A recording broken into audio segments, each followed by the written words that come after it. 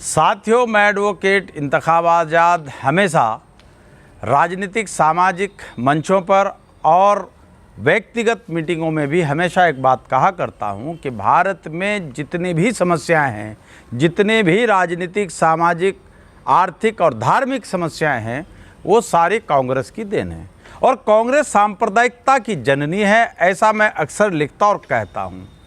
अभी आप लोगों को याद होगा कि कांग्रेस के 57 साल के शासनकाल में 63,000 सांप्रदायिक दंगों में बड़े पैमाने पर मुसलमानों का कत्लेआम हुआ। मैं आपको आज 13 अगस्त है, 13 अगस्त सन 1980 को केंद्र और राज्य में कांग्रेस की धर्मनिरपेक्ष सरकार थी और उसी केंद्र और धर्मनिरपेक्ष सरकार ने किस तरीके से मुरादाबाद के अंदर मुसलमानों को गाजर मूली की तरह काटा, मैं 2 मिनट की बात आपको पढ़ करके सुना रहा हूँ। ये मैंने सोशल मीडिया पर भी लिखा था। आज मुरादाबाद ईदगाह नरसंहार की बरसी है। आज ही के दिन 13 अगस्त 1980 को मुरादाबाद ईदगाह में हज़ारों हज़ार की तादाद में मुसलमान ईद की नमाज़ पढ़ने के लिए इकट्ठा हुए थे। तभी साजिशन मुरादाबाद ईदगाह में उसी वक्त सूअर छोड़ दिया गया था, जिसके बाद अफरा तफरी मच गई और फिर सुरक्षा में लगे सुरक्षा बलों से ईदगाह की इंतज़ामिया कमेटी की तू मैं हो गई। मामूली झड़प हुई, जिसके बाद मुरादाबाद ईदगाह को पुलिस पीएसी ने पूरी तरह से घेर लिया था और फिर देखते ही देखते मुरादाबाद ईदगाह की ज़मीन मुसलमानों के खून से सुर्ख हो गई। पीएसी ने कई राउंड ईदगाह में नमाज के लिए इकट्ठा हुए मुसलमानों पर फायरिंग की, जिसमें सरकारी आंकड़ों के मुताबिक 400 से ज़्यादा बेगुनाह मुसलमानों को मार गिराया गया। ये कोई हिंदू मुस्लिम दंगा नहीं था, बल्कि कांग्रेस हुकूमत द्वारा कराया गया मुसलमानों का सरकारी नरसंहार था, प्रायोजित दंगा था। लेकिन इस सरकारी नरसंहार को कुछ ही घंटों बाद धार्मिक बना दिया गया था। उस वक्त मरकज़ में भी कांग्रेस की हुकूमत थी और उत्तर प्रदेश के अंदर भी कांग्रेस की हुकूमत थी।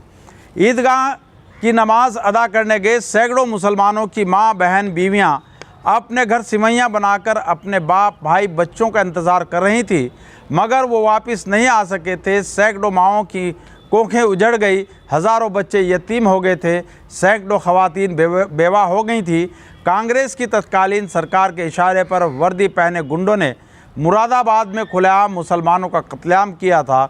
उस वक्त 20,000 से ज़्यादा मुसलमान ईदगाह मैदान में मौजूद थे। 13 अगस्त 1980 को कांग्रेस सरकार की स्टेट मशीनरी ने मुसलमानों के खून से ऐसी काली इबारत लिखी जिसे याद करके रोंगटे खड़े हो जाते हैं। उस वक्त केंद्र और राज्य दोनों जगह कांग्रेस की सरकार थी, बावजूद इसके मुसलमानों का कांग्रेस के साथ क्या वफादारी का सिलसिला था।